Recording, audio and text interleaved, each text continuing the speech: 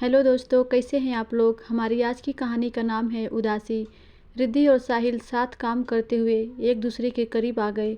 उन्होंने ज़िंदगी एक साथ गुजारने का फैसला भी कर लिया। रिद्धि साहिल को मम्मी पापा से मिलवाने लाई। दोनों उससे मिलकर बहुत प्रसन्न हुए। साहिल और पापा तो इतना घुल मिल गए जैसे बरसों से एक दूसरे को जानते हों। रिद्धि ने पापा को इतना खुश कम अवसरों पर देखा था, पर मम्मी ने साहिल से कितना कुछ पूछ डाला जो रिद्धि को नहीं भाया। उसके जाने के बाद रिद्धि ने आशा भरी नज़रों से उन दोनों से पूछा, कैसा लगा आप दोनों को साहिल। पापा ने तो प्रशंसा के फूल बांध दिए, पर मम्मी आखिर चल क्या रहा है इनके दिमाग में। रिद्धि ने प्रश्नवाचक दृष्टि उन पर डाली तो वो बोली, लड़का तो अच्छा है पर अपने घर वालों से कुछ ज़्यादा प्यार करता है। उन्हें छोड़कर अलग नहीं हुआ तो सारी ज़िंदगी तुझे ससुराल में खटना पड़ेगा। ये सुनते ही पापा आग बबूला हो गए। क्या सिखा रही हो बेटी को। जो तुमने मेरे साथ किया वही शिक्षा बेटी को भी दे रही हो।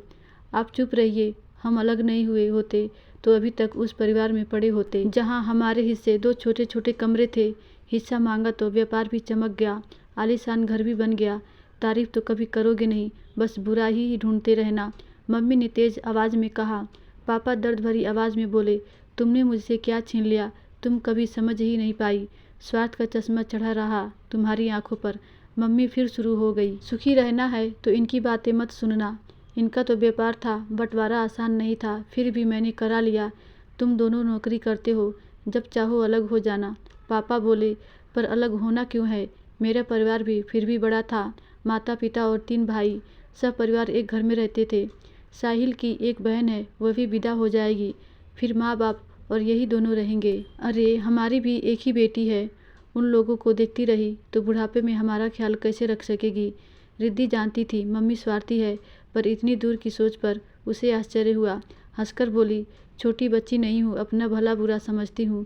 साथ में रहना है या अलग, निर्णय मेरा होगा। साहिल के घर वालों को रिद्धि पसंद आ गई। जब तक वे विवाह के बंधन में बंध नहीं गए, मम्मी लगातार उकसाती रही। पापा ने एकांत में कहा, बेटा बिना वजह परिवार तोड़ने का प्रयास मत करना।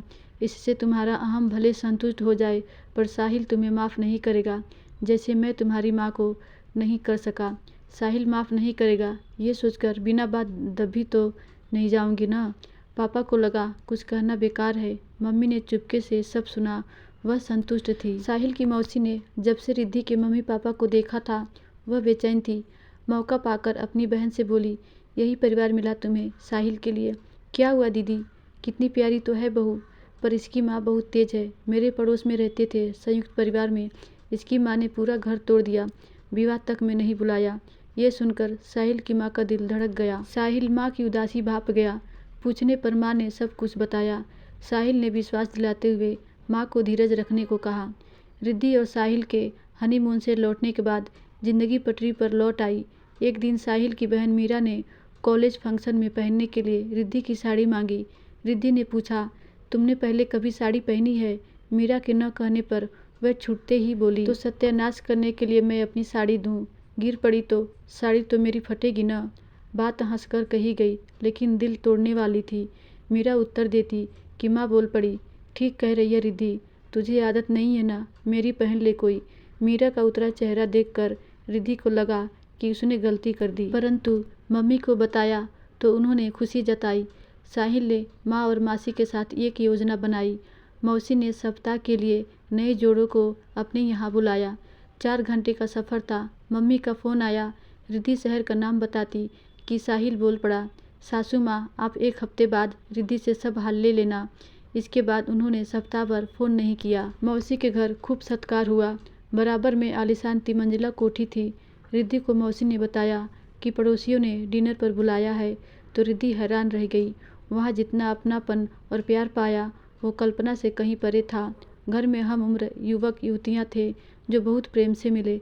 ऐसा लगा जैसे वह कब से सबको जानती है। एक बुजुर्ग ने आकर रिद्धि के सिर पर आशीर्वाद का हाथ फेरा तो रिद्धि स्वयं को रोक न सकी और बोली, ऐसा क्यों लगता है कि आप सबको जानती हूँ मैं। लगा जैसे मेरे पापा ने हाथ रखा, क्योंकि ये तेरे बड़े पापा हैं और मैं छोटा पापा हूँ। दूसरे बुजुर्ग ने आकर कहा, ओह तो वो अपने घर में खड़ी है और अपनों को जानती भी नहीं। तभी एक वृद्धा ने पास बुलाकर गले लगा लिया, मैं तेरी दादी हूँ। तेरे दादा तो तेरे पापा की राह देखते चले गए। मुझे तू उससे मिलवाएगी ना? रिद्धि की आंखों से आंसू बहने लगे। इतने प्यारे परिवार से वह दूर थी। पापा सच कहते हैं कि मम्मी ने उनसे क्या क्या छीन लिया।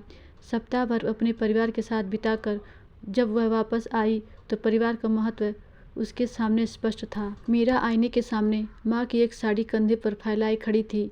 रिद्धि पूछ बैठी, कहीं जाने की तैयारी है? हाँ भाभी, सहेली की बहन का शादी है। तो ये फीका रंग पहनोगी? रुको जरा। रिद्धि अपने कमरे में जाकर वही साड़ी निकाल कर लाई और मीरा के कंधे पर फैलाकर पिछली बार के लिए क्षमा मांगी। साहिल और माँ बाहर खड़े मुस्कुरा रहे थे। आखिर नए घर को परिवार मानने में थोड़ा वक्त तो लगेगा ना। धन्यवाद दोस्तों। कहानी कैसी लगी हमें कमेंट में ज़रूर बताएं।